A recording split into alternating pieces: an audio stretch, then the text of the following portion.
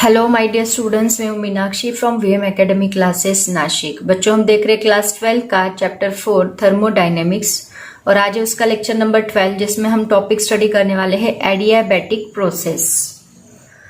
तो इसके पहले हमने इसके बहुत सारे प्रोसेस देखे, आइसोबारिक, आइसोखोरिक, आइसोथर्मल, अलग अलग प्रोसेसेस हमने स्टडी किए थर्मोडायनेमिक्स के। आज ये लास्ट प्रोसेस हम लोग स्टडी करने जा रहे हैं, that is the adiabatic process. और ये प्रोसेस बहुत ही ज्यादा इंपॉर्टेंट है क्योंकि इसके ऊपर सबसे ज्यादा क्वेश्चंस आ रहे हैं कॉम्पिटिटिव एग्जाम्स में। तो वो सभी क्वेश्चंस भी मैं आज के लेक्चर में अगर हो सके तो आज के लेक्चर में ही कवर करेंगे। अगर वीडियो बहुत बड़ा बना तो इसके लिए सेपरेट से वीडियो में बना के डालूंगी, ठीक है। तो आज हम स्टडी करते डिटेल में एडियाबैटिक प्रोसेस एग्जैक्टली होता क्या है। तो एडियाबैटिक प्रोसेस को अगर हम शॉर्ट में बताएं तो हीट एक्सचेंज इज जीरो। अगर मैं शॉर्ट में बताऊं इसको तो इसका मतलब क्या है, heat exchange is equal to zero. इसका मतलब it is a process during which there is no transfer of heat from और टू द सिस्टम। मतलब क्या, देखो ये सिस्टम है तो ये सिस्टम से बाहर से हीट अंदर भी नहीं आएगी और अंदर से हीट बाहर भी नहीं जाएगी। मतलब यहाँ पे हीट एक्सचेंज बिल्कुल भी नहीं है। सो Q इज इक्वल टू यहाँ पे क्या है, जीरो। और ऐसा कब पॉसिबल है, जब आपकी ये वॉल है, ये दो केसेस में पॉसिबल है, दो कंडीशन में पॉसिबल है। हीट एक्सचेंज जीरो दो कंडीशन में पॉसिबल हो सकता है। कैसे, देखो अगर हमने ये वॉल जो है, ये वॉल इंसुलेटिंग बना दी, परफेक्टली इंसुलेटिंग बना दी, मतलब इससे यहां से हीट बाहर भी नहीं जाएगी, बाहर की हीट अंदर भी। जैसे कि अपना थर्मस फ्लास्क होता है, उसमें जो चाय हम लोग रखते हैं वो बहुत देर के लिए गर्म ही होती है। तो क्यों गर्म होती है, क्योंकि उसके अंदर की हीट जो है, उसकी वॉल ऐसी है थर्मस फ्लास्क की, ऐसे मटेरियल से बनाई है कि उसके अंदर की हीट को वो बाहर नहीं जाने देती और बाहर के कोल्डनेस को अंदर नहीं आने देती। उसकी वजह से वो चाय जो है वो गर्म के गर्म ही होती है, क्योंकि उसकी जो वॉल है that wall is perfectly insulating. तो पहली कंडीशन, अगर आपको हीट एक्सचेंज जीरो करना है तो सबसे पहला कंडीशन ये रहेगा कि जो वॉल है सिस्टम का, वॉल ऑफ द सिस्टम, इसको चाहे तो आप कंडीशन बोल दो, सेपरेट से लिखती हूँ पॉइंट में। तो सबसे पहला कंडीशन क्या रहेगा, wall of the system should be perfectly insulating. Perfectly insulating होना चाहिए उसका वॉल। और सेकेंड कंडीशन ये है कि ये प्रोसेस इतना फास्ट रखो, वेरी वेरी फास्ट रखो, ताकि उसको बाहर की हीट अंदर आने के लिए और अंदर की हीट बाहर जाने के लिए टाइम ही ना मिले। इतना फास्ट, जैसे कि किसी टायर का बस्टिंग होता है या फिर बलून का पंक्चरिंग होता है, राइट ना, बलून या टायर का पंक्चरिंग होता है तो वो प्रोसेस इतना फास्ट होता है, हीट अंदर से हवा इतनी बाहर तेजी से निकलती है तो वहां पे हीट एक्सचेंज के लिए हमें टाइम ही नहीं मिलता। Very fast process. तो एडियाबैटिक, जैसे आइसोथर्मल प्रोसेस स्लो प्रोसेस है, वैसे एडियाबैटिक प्रोसेस यहाँ पे बहुत ही फास्ट है, क्योंकि यहाँ पे फास्ट होने की वजह से उसको हीट एक्सचेंज करने में टाइम ही नहीं मिलता। ओके, समझ में आया। ये दो कंडीशन है, पहला wall of the system should be perfectly insulating and second that process should be very fast. Okay, अब देखो यहाँ पे हीट एक्सचेंज क्या है, इसका इक्वेशन स्टडी करते हैं। फर्स्ट लॉ ऑफ थर्मोडायनेमिक का इसका हीट एक्सचेंज जो है Q इज इक्वल टू क्या है, जीरो। हीट एक्सचेंज जीरो मतलब Q इज इक्वल टू क्या है, जीरो। तो अपना फर्स्ट लॉ ऑफ थर्मोडायनेमिक क्या कहता है, Q is equal to delta U plus work done. जो हीट अमाउंट ऑफ हीट हम लोग अप्लाई करते हैं वो दो चीजों के लिए यूज होती है, इंटरनल एनर्जी के लिए एंड वर्क डन के लिए। तो यहाँ पे अगर बाहर से हम लोग कुछ भी हीट नहीं दे रहे, बाहर की हीट यहाँ पे जीरो है, तो यहाँ पे delta U is plus W क्या होगा, जीरो। और ये डेल्टा W अगर मैं इधर शिफ्ट करती हूँ या फिर डेल्टा U यहाँ पे ही रखा और W इधर शिफ्ट किया तो हमें क्या मिलेगा, delta U is equal to minus W मिलेगा। इसका मतलब क्या, दोनों में निगेटिव साइन आ रहा है। इसका मतलब क्या, निगेटिव साइन क्या कह रहा है यहाँ पे, अगर यहाँ पे सिस्टम एक्सपांड हो रहा है इसका मतलब क्या कि वर्क डन हो रहा है। राइट ना, सिस्टम एक्सपांड हो रहा है तो वर्क डन, या फिर इसको हम ऐसे भी लिख सकते हैं W is equal to minus delta U, ऐसे भी लिख सकते हैं।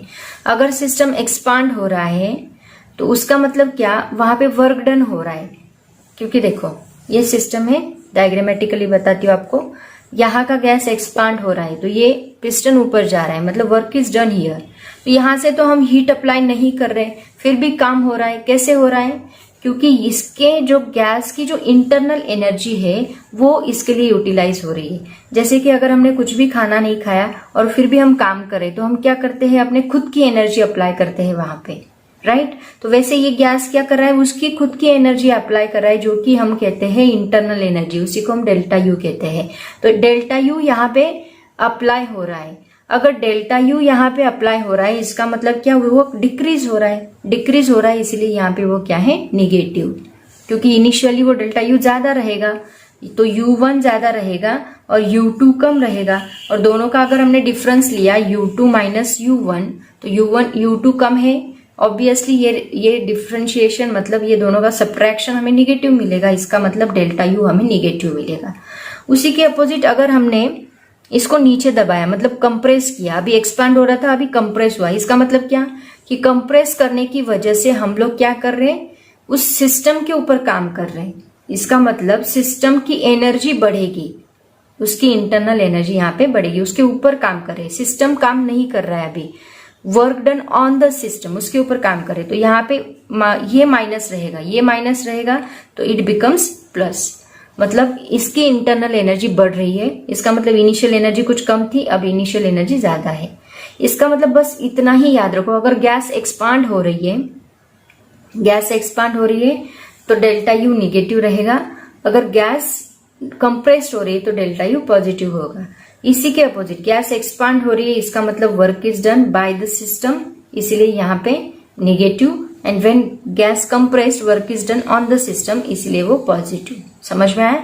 ऐसे आप लोग याद, आपकी बुक में उन्होंने उल्टा दिया है, उन्होंने ऐसे दिया है delta is equal to negative when gas system expands adiabatically then W is positive, expand होगा तो W पॉजिटिव होगा, क्योंकि ये डेल्टा यू यहाँ पे वर्क डन करेगा। और जब when expand then W is positive, and when compressed then W is negative, ऐसे याद रखो, ठीक है। और इसका मीनिंग भी आपको पता होना चाहिए, why it is positive and why it is negative, okay। why it is positive because work is done by the system, यहाँ पे सिस्टम काम कर रही है, and compressed work is done on the system, मतलब इंटरनल एनर्जी बढ़ रही है, ठीक है, इसे उसका मीनिंग है। अब देखते हैं इसका पीवी डायग्राम कैसे आएगा, मतलब ग्राफ कैसा मिलेगा। ये y एक्सिस, इसके ऊपर P लेंगे हम लोग, this one is x axis, यहाँ पे वॉल्यूम लेते हैं हम लोग। तो यहाँ पे प्रेशर और वॉल्यूम दोनों भी चेंज हो रहे हैं, इसका मतलब क्योंकि delta U is equal to W है तो प्रेशर एंड वॉल्यूम दोनों भी चेंज हो रहे हैं। तो यहाँ पे जो हमें ग्राफ मिलेगा वो कुछ ऐसा मिलता है, ठीक है। अब आइसोथर्मल का भी ग्राफ ऐसा ही है और इसका भी, तो दोनों में क्या डिफरेंस है, इसका स्लोप ज्यादा है।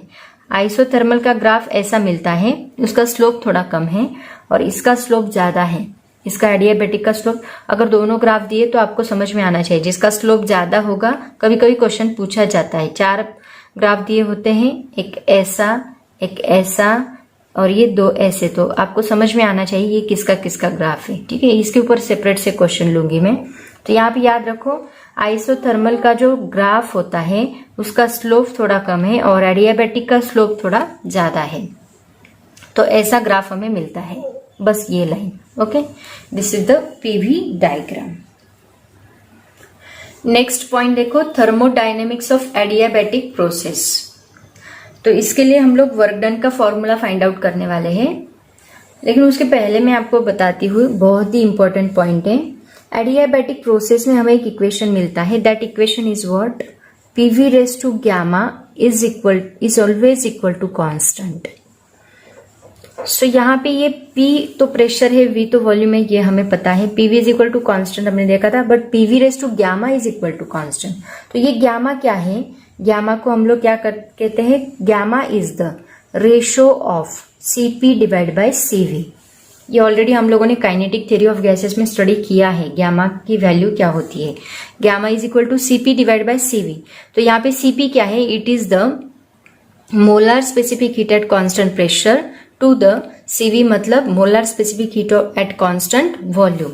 तो इस रेशो को हम लोग एडियाबैटिक रेशो भी बोलते हैं। This is called as adiabatic ratio. और ये जो गैमा है इसका और एक इक्वेशन मैंने आपको बताया था काइनेटिक थ्योरी ऑफ गैसेस में, अगर आपको याद होगा तो वो इक्वेशन क्या था, 1+2 डिवाइड बाय एफ। ओके, इसके ऊपर एमसीक्यू भी लिया था हमने।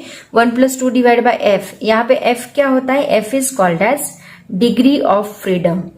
एफ को हमने क्या कहा था, degree of freedom. And degree of freedom mono atomic gases के लिए अलग होता है, डाई एटॉमिक गैसेस के लिए अलग होता है, एंड पॉली एटॉमिक गैसेस के लिए अलग होता है। तो मोनो एटॉमिक गैसेस के लिए डिग्री ऑफ फ्रीडम हमने क्या देखा था, F इज इक्वल टू 3। तो मुझे बताओ मोनो एटॉमिक गैसेस के लिए अगर F3 है तो गैमा क्या रहेगा, gamma is equal to 1+2 divide by 3। So that is equal to 3 1 जा 3, 3+2 इज 5, 5 डिवाइड बाय 3 अगर क्रॉस मल्टीप्लीकेशन किया तो। मतलब मोनो एटॉमिक गैसेस के लिए हमें गैमा कितना मिलता है, 5 डिवाइड बाय 3 मिलता है। डाई एटॉमिक गैसेस के लिए आप लोग बता सकते हो, डाई एटॉमिक गैसेस के लिए F क्या होता है आपको पता होना चाहिए क्योंकि काइनेटिक थ्योरी में डिटेल में हुआ है। F इज इक्वल टू 5 होता है, सो गैमा इज इक्वल टू क्या होगा, 1+2 डिवाइड बाय 5 होगा। सो 5 1 जा 5, 5+2 इज 7, 7 डिवाइड बाय 5। ये किसके लिए रहेगा, डाई एटॉमिक गैसेस के लिए गैमा ये रहता है। और पॉली एटॉमिक गैसेस के लिए F की वैल्यू होती है 6। सो गैमा इज इक्वल टू क्या रहेगा, 1+2 डिवाइड बाय 6 मतलब 6+2 इज 8, 8 डिवाइड बाय 6। अगर 2 से डिवाइड किया 2 4 जा 2 3 जा, that is equal to 4 divide by 3। ये वैल्यू हमें किसके लिए मिलेगी, पॉली एटॉमिक गैसेस के लिए। तो अभी तक हमने पूरा पार्ट कवर नहीं किया, बस इतना आप लोग याद रखो। PV raise to gamma is equal to constant होता है, तो यहाँ गैमा का मैंने एक्सप्लेनेशन किया है। गैमा क्या होता है, it is called as adiabatic ratio and that is the ratio of molar specific heat at constant pressure to the molar specific heat at constant volume. Gamma का इक्वेशन होता है 1+2 divide by F. F is degree of freedom here. For monoatomic gases, F is equal to 3. So gamma is equal to 5 divided by 3. For diatomic gases, F is equal to 5. So gamma is equal to 7 divided by 5. And for polyatomic gases, F is equal to 6. So gamma is equal to 4 divided by 3. That means 8 divided by 6. ऐसे हम लोग इसको explain करेंगे। अब चलते हैं work done के equation की तरफ। अब देखते हैं इस प्रोसेस में वर्क डन क्या रहेगा। अभी यहाँ पे हमने देखा कि एडियाबैटिक सिस्टम जो है वो थर्मली आइसोलेटेड होता है, मतलब उसकी वॉल जो होती है परफेक्टली इंसुलेटेड होती है। So it is thermally isolated from its environment से बिल्कुल आइसोलेट है वो।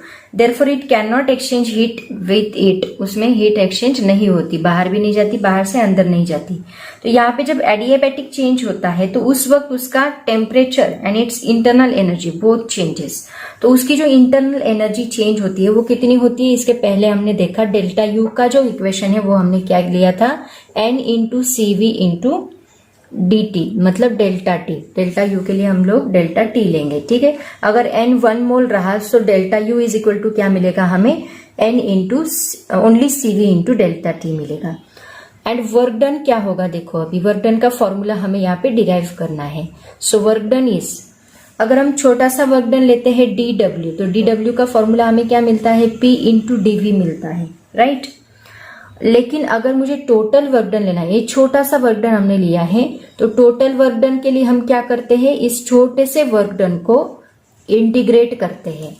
Total work done W is equal to हम क्या करते हैं, इंटीग्रेशन ऑफ कहां से कहां तक, इनिशियल वॉल्यूम से लेके फाइनल वॉल्यूम तक हम इसको इंटीग्रेट करते हैं, दैट इज इंटू dw।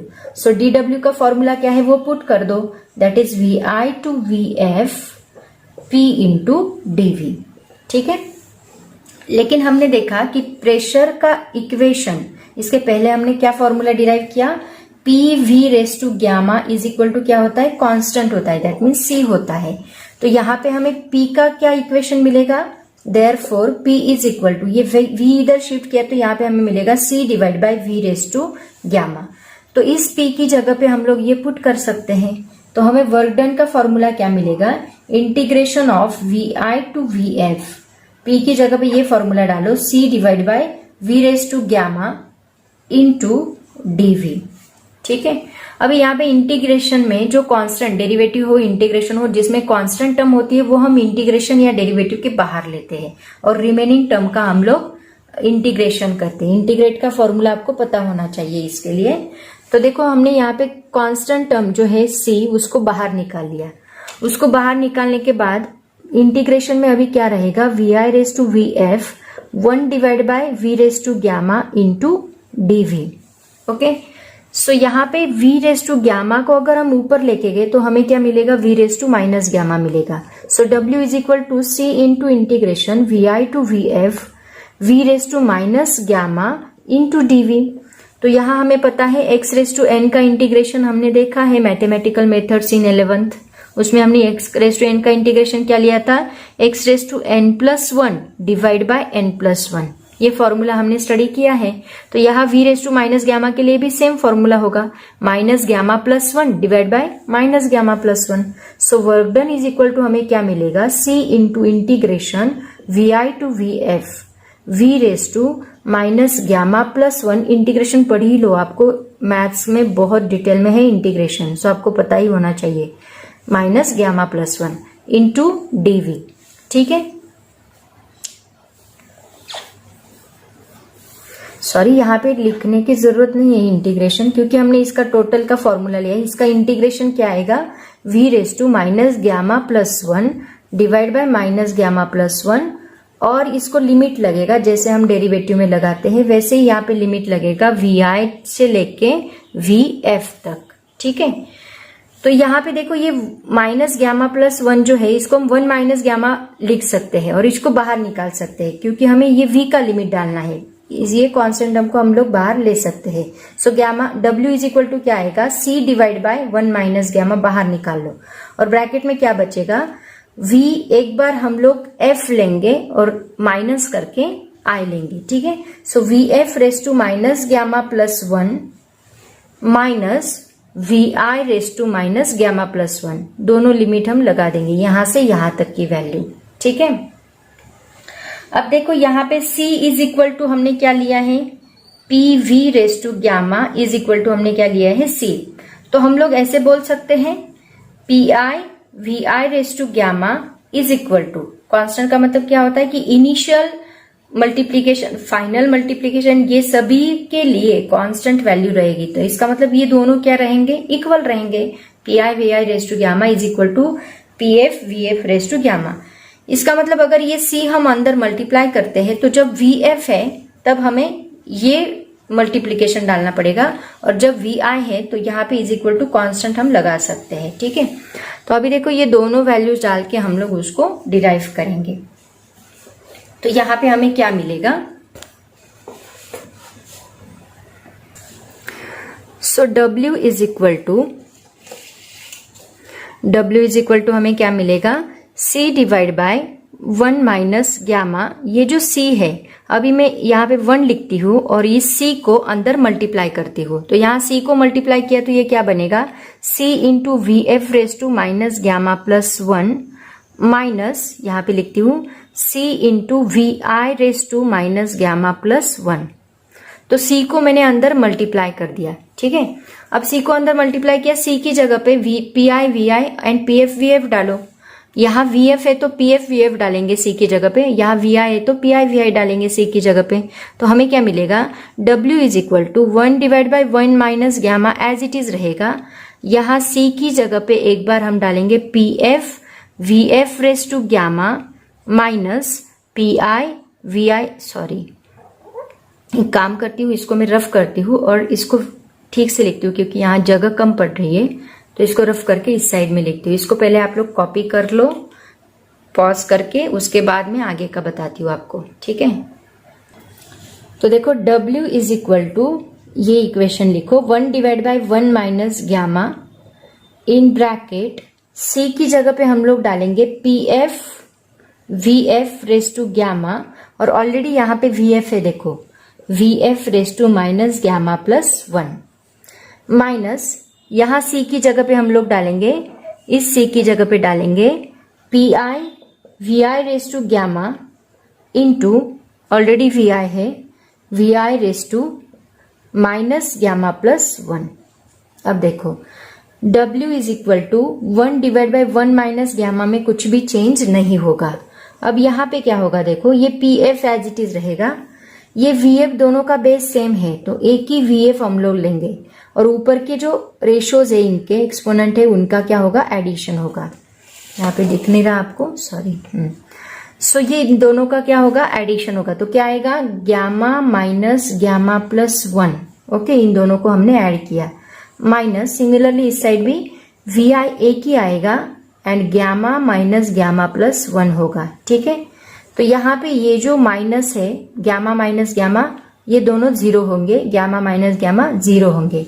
तो हमें क्या मिलेगा, work done is equal to 1 divide by 1 minus gamma in bracket, यहाँ पे बस PF VF बचेगा और यहाँ पे बस PI VI बचेगा, क्योंकि रेस टू 1 है तो नहीं लिखा तो भी चलता है।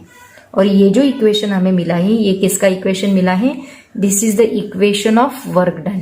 अब इसको अलग अलग फॉर्म में हम लोग लिख सकते हैं, कैसे देखो, PV का फॉर्मूला क्या है, अलग अलग फॉर्म बताती हूं मैं आपको इसको।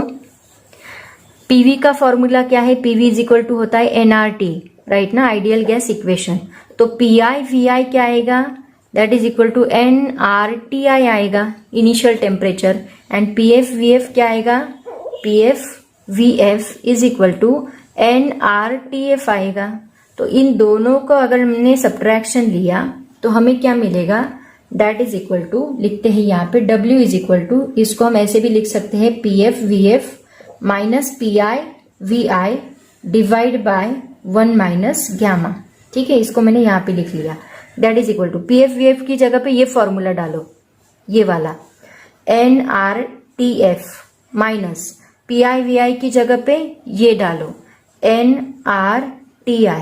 ठीक है, डिवाइड बाय यहाँ 1 माइनस गैमा आएगा। ठीक है, तो यहाँ पे दोनों में NR कॉमन निकल सकता है, तो W का और एक फॉर्मूला बनेगा, ये तो एक बना ही है, उसके बाद W का दूसरा फॉर्मूला हमें क्या मिलेगा, NR कॉमन निकाल लो, ब्रैकेट में आएगा TF minus TI divide by 1 minus gamma.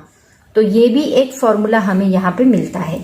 ठीक है, तो ऐसे वर्क डन के हमें 2 फॉर्मूलेज मिलते हैं एडियाबैटिक इंडेक्स में, और इसी के ऊपर बहुत सारे क्वेश्चंस पूछे जा रहे हैं, तो ये दोनों भी फॉर्मूले आपको याद रखने हैं। ठीक है, तो बच्चों वर्क डन का हमने फॉर्मूला देखा, work done is equal to NRTF minus TI divide by 1 minus gamma. तो इस इक्वेशन से हम लोग कुछ कंक्लूजन्स निकालने वाले हैं, वो मैं आपको बताती हूँ। देखो कंक्लूजन्स क्या क्या है, तो सबसे पहले हमें पता है कि W इज इक्वल टू क्या होता है, W इज इक्वल टू होता है minus delta U। Okay, W is equal to minus delta U, क्योंकि हमने देखा Q इज इक्वल टू 0 है, तो Q इज इक्वल टू होता है डेल्टा U प्लस W।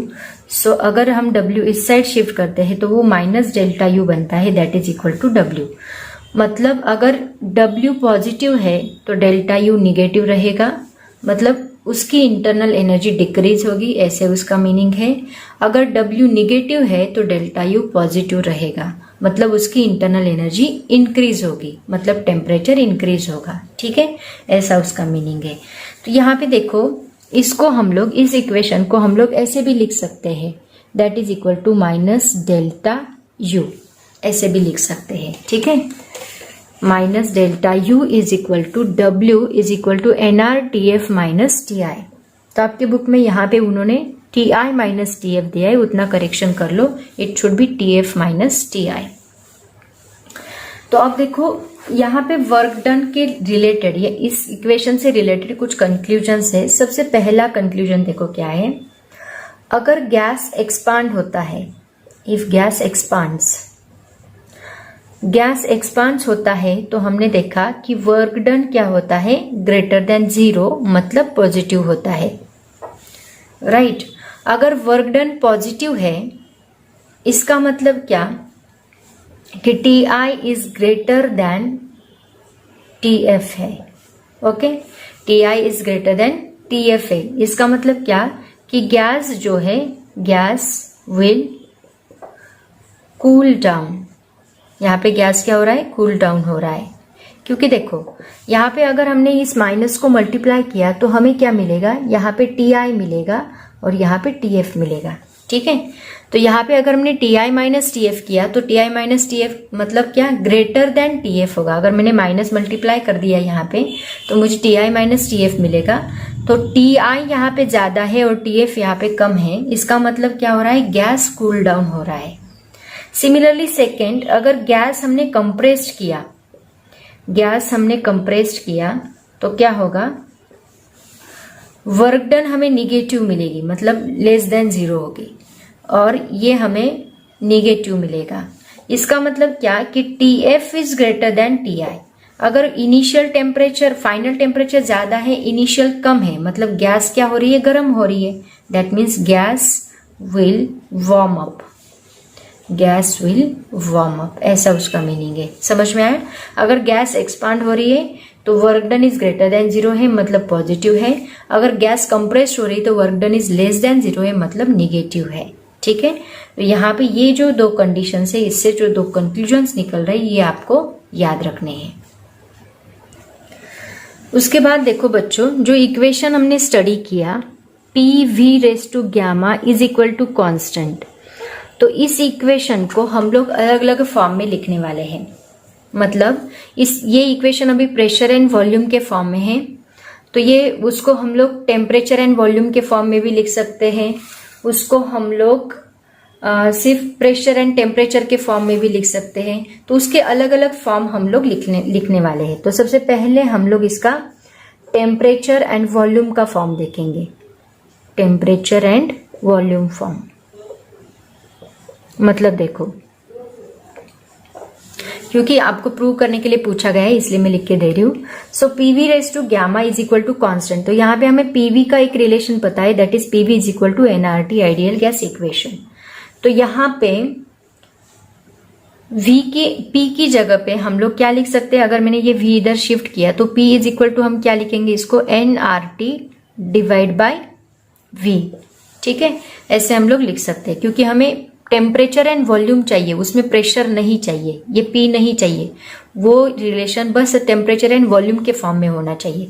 तो अगर इस इक्वेशन में पी की जगह पे मैंने ये डाल दिया NRT divide by V into, already यहाँ पे वी रेस टू गैमा है, इज इक्वल टू हमें क्या मिलेगा, कांस्टेंट मिलेगा। ठीक है, एज इट इज। अब ये v अगर मैंने ऊपर शिफ्ट किया तो यहाँ +1 है, ऊपर जाके वो क्या बनेगा, -1 बनेगा। तो हमें इक्वेशन क्या मिलेगा, NRT into V raise to gamma -1, क्योंकि ये +1 ऊपर जाके -1 बना और दोनों का बेस सेम है, तो हम लोग इसको कंबाइन ऐसे लिख सकते हैं, that is equal to constant. अब देखो ये एन आर जो है ये भी कांस्टेंट टर्म्स है, एन एन आर, तो इसको हम लोग इधर शिफ्ट करेंगे तो डिवाइड बाय यहाँ पे क्या होगा, एन आर होगा। ये भी कांस्टेंट है, ये भी कांस्टेंट है, तो इससे हमें क्या रिलेशन मिलेगा, दैट इज इक्वल टू एक कांस्टेंट हम लोग लिख सकते हैं।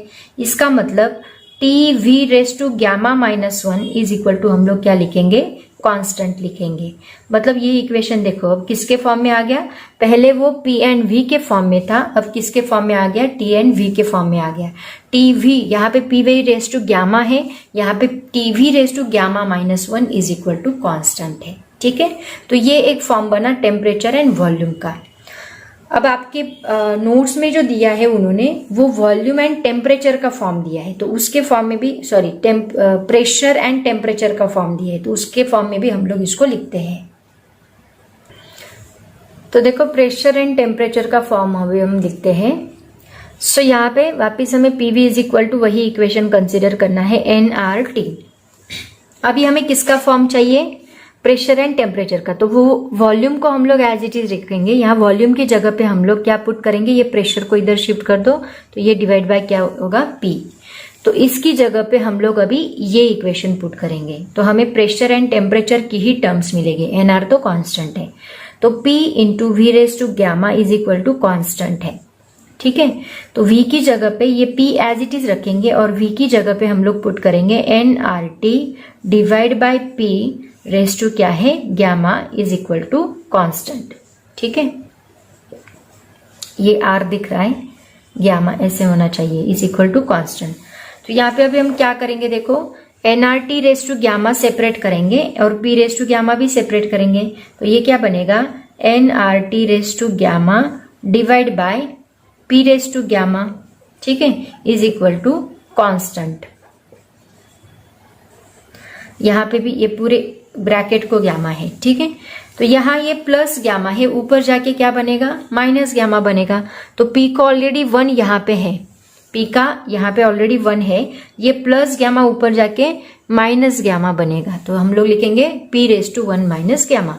और यहाँ पे n raise to gamma r raise to gamma को इधर शिफ्ट कर दो, तो यहाँ पे बस बचेगा t रेस टू गामा। तो t raise to gamma as it is रहेगा is equal to constant divide by यहाँ पे nr रेस टू गामा हमने शिफ्ट किया, यहाँ का nr गामा मल्टीप्लाई था, इस साइड जाके वो डिवाइड हो गया।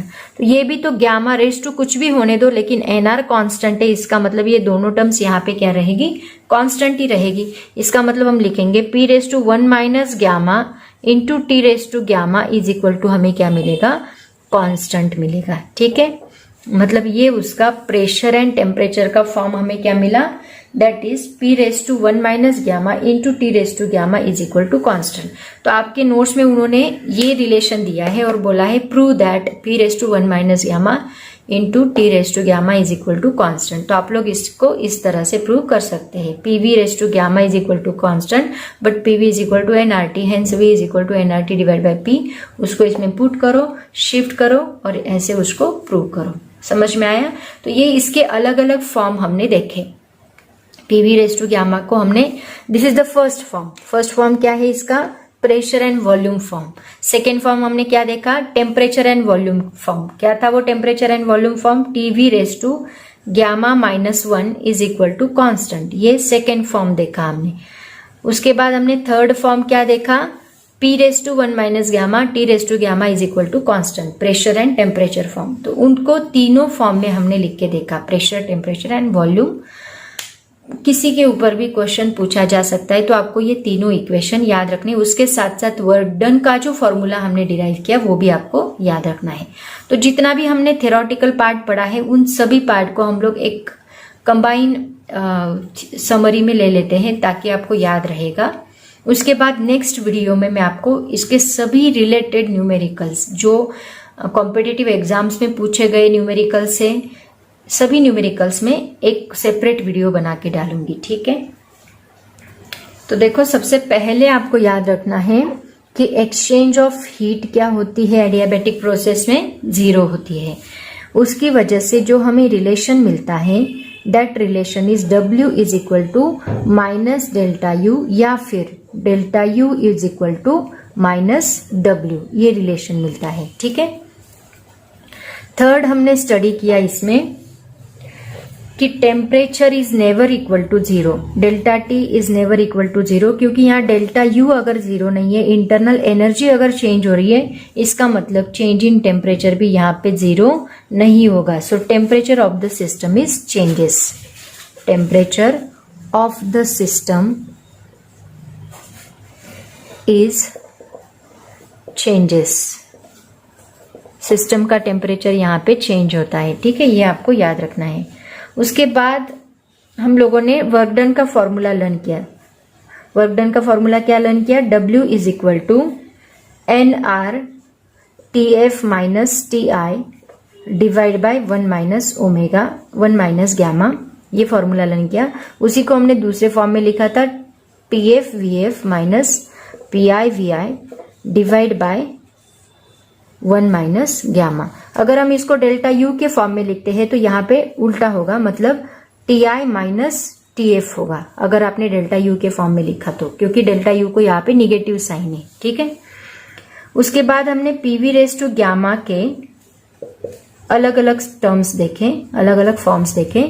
PV raise to gamma is equal to constant, ये पहला फॉर्म है। दूसरा फॉर्म हमने देखा T into V raise to gamma minus 1 is equal to constant. And तीसरा फॉर्म हमने देखा p⁻1 minus gamma into t⁻ gamma is equal to constant. तो ऐसे टोटल 3 फॉर्म्स हमने इसके देखे। उसके बाद इसकी कुछ कंडीशंस भी हमने देखी। कंडीशंस क्या देखी कि process is very fast and the wall of the system is perfectly insulating. अगर प्रोसेस बहुत ही फास्ट है इसका मतलब हीट एक्सचेंज के लिए टाइम ही नहीं है, हीट एक्सचेंज ही नहीं होती, उसकी वजह से हमें Q इज इक्वल टू क्या मिलता है, 0 मिलता है। अमाउंट ऑफ हीट एक्सचेंज ही नहीं होती, सो Q इज इक्वल टू 0। उसके बाद हमने ग्राफ देखा और ग्राफ में हमने देखा कि इसका जो स्लोप है वो बहुत ही ज्यादा है, तो ऐसा कर्व हमें मिलता है, स्लोप बहुत ज्यादा P एंड V, इसी को हम PV डायग्राम भी बोलते हैं। तो ये सारी बातें हमने यहाँ पे स्टडी की है, ये सभी। और एक बात हमने यहाँ पे स्टडी की, और कौन सी, this is 7 number, gamma. Gamma क्या होता है, gamma is equal to CP divide by CV।